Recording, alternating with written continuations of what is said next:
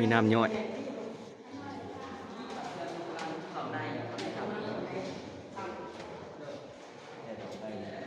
รถไฟเขียวๆนี่อยู่ใช่ปะถ้ำปลาเสื่อมพี่น้องถ้ำปลาดุกปลาอุยสวยงามโอ้มีน้ำย่อย เริ่มมีถ่ายวิดีโอด้วย เสื่อมก็จะอยู่นี่ในส่วนหลายจะแม่นตัวน้อยตัวใหญ่จะบ่ค่อยมีก็มีมันแก้วว่าเสื่อมอันนี้เสื่อม โอ้อันนี้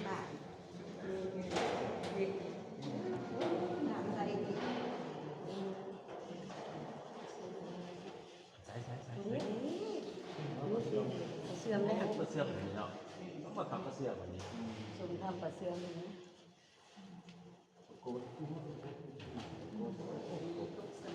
ครบวงจรเลยปลา ปลานิ่นไปอย่างกับมีปลานิ่นปลาขาวนี่ ตัวใหญ่ตัวน้อย เสื้อมันบดบาดบาดเนี่ยคือได้ใช้ชื่อทำเสื้อ อะไร ปลาเสื้อมีปลามีอยู่ปลาอะไรปลาอะไรเสื้อเด้อนี่มาข้างล่างวิ่งน้องเขาคือทำ เครื่องทำเป็นราคาใช่ไหมครับ เม็ดเขาอีกชุดใหม่อีก เพราะว่ามี2ถังอยู่ในถังเดียวกัน ก็ทำมันเดียวกันอีก จะแบ่งถังเพราะว่าตัวนั้นจะอยู่สูงตัวนั้นจะอยู่สูงกว่าตัวนี้ แต่ทางเขานี่สิคนทางใหม่ เข้าทางเดียวกัน เขาทางเดียวกันเลย โดยต่อไปเลย ต่อกันไปเลย อยู่ใช่ นี่แหละเขายางไว้ทางหนา เอาบนเขาถ่ายเขียวๆนะบ่ บ่ไม่ แม่นเขาเปิดแล้ว เปิดแล้ว ขึ้นไปเลยบ่ พอเลยบ่ เข้าไปนี่ก็ เขียวเลยแล้วกัน ยังบ่พอใช้เวลา สีฟ้าก็จะ เป็นเวลา ไปมันฮอดมื้อนี้ แดงพวกเขาเปลี่ยนสีเลยเด้อ ทำมรกต ทำบนโต๊ะบอก ทำมรกต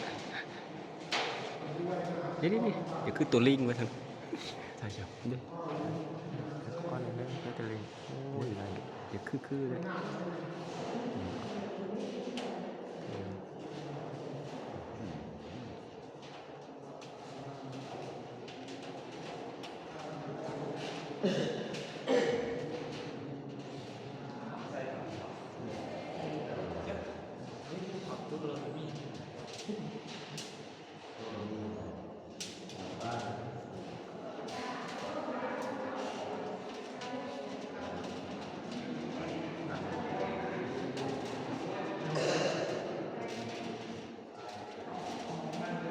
แล้วมาขู่กันเลยต้องหัวเจ็บ หมดแจ้งพี่แจ้งนะพี่น้อง เอาให้เดี๋ยว ฮะ ได้แล้ว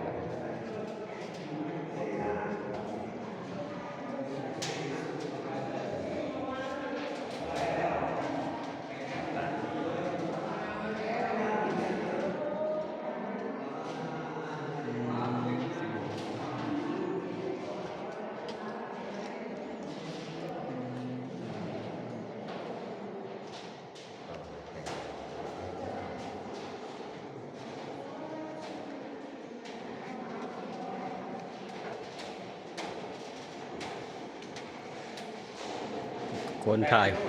คนถ่ายหูปลงโซเชียลตัวใดคนเฮงมาตัวนั้น แน่นอน ฮะ มัน8 กิโล800 เมตร ลงไปใช่ ไปนี่ เอาไปเลยแล้ว 800 เมตรแล้วก็กลับมาทางยางไปเรื่อยๆแต่ว่าโปรเฟสนะนี่ประมาณ40 นาที เออ ขับไปเรื่อย ไป ๆนี่เพิ่นว่าแล้วแสดงว่าเลิกเติบได้นี่เนาะ เลิกไปแล้วมันก็ต้องมีทางน้ำซอดไปแล้ววะมันจึงทะลุอันนี้ได้ นี่เลย ต่างแต่ว่าคนสิไปได้หรือบ่ ออกได้เลย ทางน้ำบ่มี ตันเลยเหมือนกัน น้ำข้างตัก เบิ่งข้างหน้ามันไปทางใดซะ เวลาน้ำลายนี่มันเกิดอะไร มันต้องมีวันไปแล้ว น้ำข้างในนี่จะไหลออก น้ำไหลออกอยู่นี่ แต่ว่าทั้งในซอยอากาศเขาเขาอะไรกันบ้าง ว่าหมู่อากาศนี่ก็อยู่ทำนี่ขัวเมืองนี่ ตัวนี้ อยู่ขัวเมืองนี่ก็จะมีอีกทำ ตัวนี้ก็ อา สิ กาศจะอยู่นี่เลย พวกอากาศอยู่นี่เลย แต่ว่า เนี่ยแม่นจะอากาศไหลเข้ามานี่ แต่ว่าทั้งนี้พอท่านได้ไปเขา โดยเพิ่นยังบ่ได้เห็น พอท่าน ผ่านไป โอ้เขามีทำเป็นบอกเขาไปเลิกบ่ โดย อืม ว่าอยู่ในขอบเขตนี้ทำจะหลาย อืม อย่างเช่นเขาว่างามขาช่วงหน้าฝน หน้าฝนมันนี่จะไม่ใช่งาม นั่งถึงตัว หน้าจะเอาระดับช่วงฝน เพราะว่าถึงตัวแล้ว เพราะว่าอันนี้การด้านแต่ละทางเขามันจะ เสี่ยงเด้เสี่ยงได้เตียวน้ำพุนเอามามันตันหูเลย เที่ยวถามยำพลเสี่ยงเด้บูหูน้ำสิมาแล้วเขาอยู่ในเด้บูหูฝนตก บ่มีเลย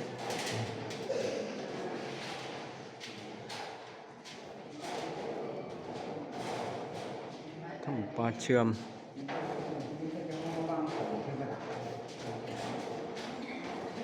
งานมาถึงทางงานครับ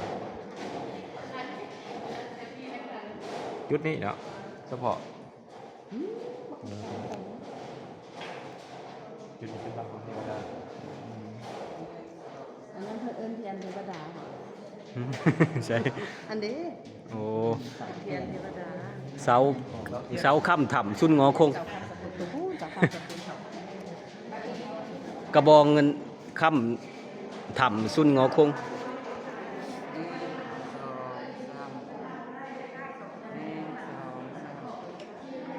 3 บักไปทาง